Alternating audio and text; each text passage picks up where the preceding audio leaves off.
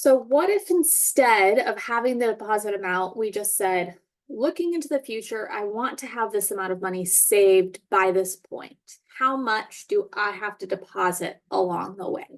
Right? That is a reversal. And like we did in previous sections, we can just solve the equation for a different variable to have a full setup to use in situations where that's the question being asked.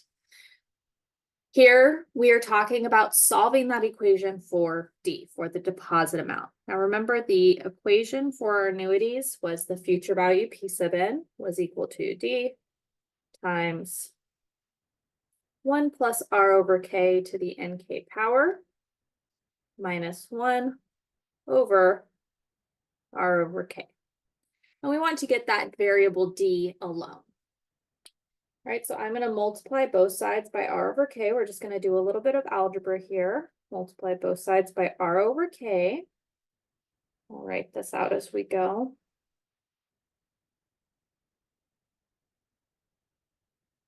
And take me just a second. If you want to challenge yourself, you can pause and see if you can get to the end here.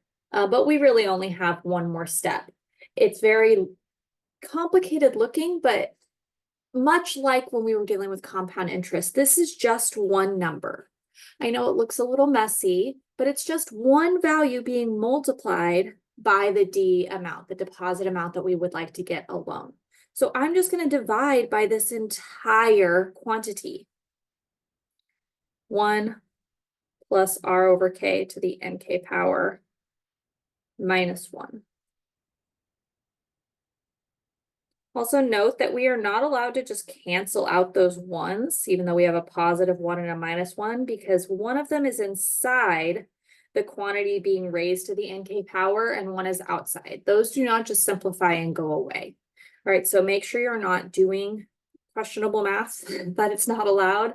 All right, this is going to be the deposit amount. If you're ever asked for how much do I need to deposit monthly, quarterly, however much to have this future value, this is the formula you'll use. The future value times R over K divided by the quantity 1 plus R over K to the NK power minus 1.